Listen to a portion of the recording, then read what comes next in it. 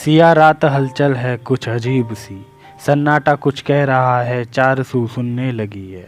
गुफ्तगू हो रही है आमदे सहर की, इंतज़ार खुर्शीद का सहर भी करने लगी है।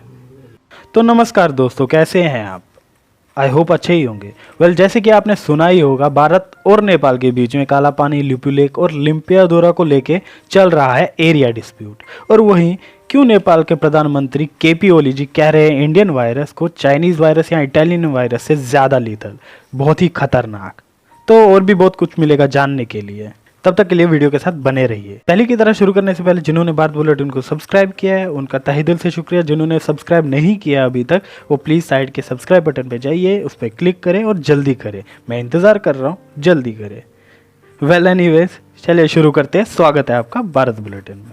तो नेपाल ने ऑफिशियली भारत सरकार के खिलाफ प्रोटेस्ट दर्ज किया है कि इंडिया ने अपने नए पॉलिटिकल मैप में डिस्प्यूटेड रीजन काला पानी को भारत की टेरिटरी में शामिल करके दिखाया है। और वहीं प्रेस रिलीज किया है मिनिस्ट्री ऑफ फॉरेन अफेयर्स के द्वारा कि नेपाल हमेशा से क्लियर है कि काला पानी नेपाल का ही पार्ट है।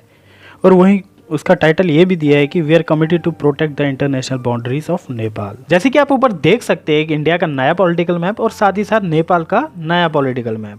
वहीं इंडिया ने काला पानी को नए मैप के अनुसार अपनी टेरिटरी में दिखाया है और वहीं नेपाल ने काला पानी को नए मैप के अनुसार अपनी टेरिटरी में शामिल करके दिखाया है।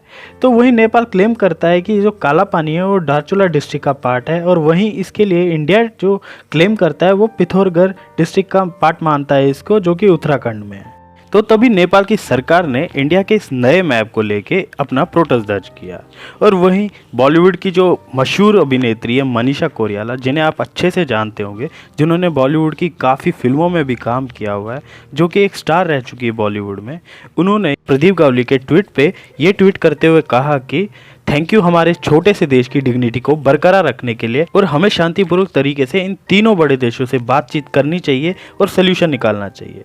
इसमें अब चाइना कहाँ से आ गया, क्योंकि ये तीन बड़े देश, उनमें से चाइना को भी मनीषा कोइराला ने इसके बीच में लाया है। और वही इंडिया ने इसके रिस्पॉन्स में ये कहा कि इंडिया का जो भी मैप है वो हमारी सोवरेन टेरिटरी को डिपिक्ट करता है।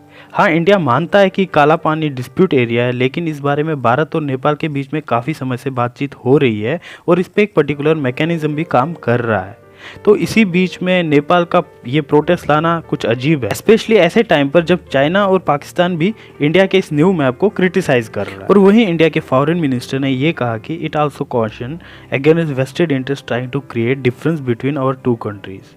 किसी के भी वेस्टर्न इंटरेस्ट में ना आए और अपने रिलेशन खराब मत करे।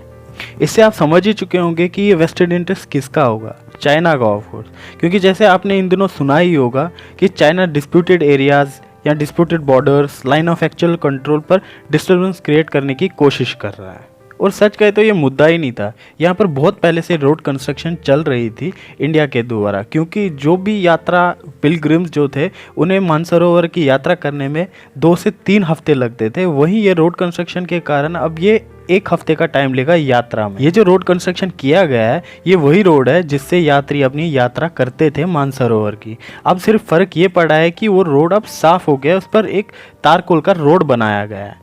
तो सोचने की बात यह है कि अभी तक जब रोड कंस्ट्रक्शन हो रहा था तब तक नेपाल चुप्पी साधे हुआ था, और जैसे ये रोड कंस्ट्रक्शन कंप्लीट हुआ और इसका इनॉग्रेशन हुआ तो नेपाल की नींद खुल गई और प्रोटेस्ट करना शुरू कर दिया। तो इससे पता चलता है कि नेपाल के इस प्रोटेस्ट के पीछे कौन है और किसका हाथ है।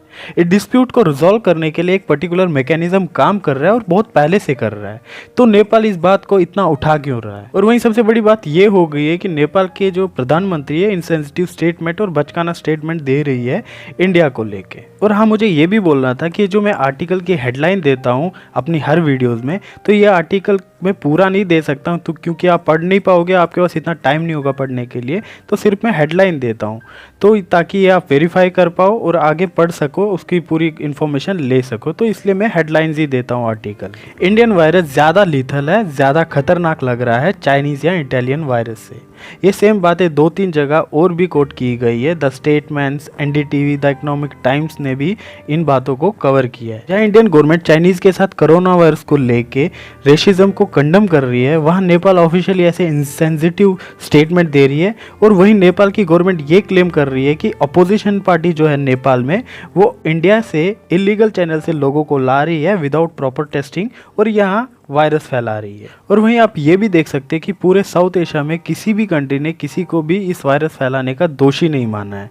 जैसे कि आप पाकिस्तान, श्रीलंका, भूटान, बांग्लादेश जैसे भी देश देख सकते हो जिन्होंने किसी भी देश को, पड़ोसी देश को ये नहीं कहा कि ये वायरस फैला रहा है। लेकिन अब नेपाल इस तरीके के इनसेंसिटिव स्टेटमेंट जो दे रहा है वो काफ़ी हद तक शर्मनाक और साजिश से प्रेरित है। वहीं आप हेल्प की बात करोगे कि इंडिया ने नेपाल की कितनी हेल्प की है। द हिंदू आर्टिकल है ये, इसमें आप देख सकते हो कि इंडिया ने नेपाल को 23 ton of essential medicine gift करे हैं, जिसमें 3 लाख डोसेज पैरासीटामोल के हैं और वहीं 2,30,000 डोज हाइड्रोक्सीक्लोरोक्विन के गिफ्ट दिया गया है नेपाल को। इससे ये तो साफ पता चलता है कि भारत ने नेपाल को हमेशा से अपना छोटा भाई समझा है और हमेशा मदद का हाथ बढ़ाया है किसी भी प्रॉब्लम में। और वहीं नेपाल इस तरीके के इनसेंसिटिव स्टेटमेंट दे रहा है इंडिया के खिलाफ, क्योंकि नेपाल की जो कम्युनिस्ट पार्टी है वो सत्ता से बाहर होने वाली थी और जिसको बचाने में चाइना का बहुत बड़ा हाथ रहा है। तो हो सकता है कि नेपाल अब चाइना के इशारों पर चल रहा हो और उसकी बात मान रहा हो। तो ये थी जानकारी भारत और नेपाल के एरिया डिस्प्यूट के साथ साथ नेपाल के इनसेंसिटिव स्टेटमेंट की इंडिया को लेके, जो कि चाइना ने नेपाल के कंधे पर बंदूक रख के चलाई है। अगर ये वीडियो आपको पसंद आई तो प्लीज़ लाइक, शेयर, कमेंट करें और साइड के सब्सक्राइब बटन पे कूद जाइए, उसे तोड़ दीजिए, जो करना करिए, लेकिन वो दब जाना चाहिए। और बेल आइकन को भी दबाओ ताकि आपके पास फौरी तौर पे जानकारी और इन्फॉर्मेशन पहुंचे।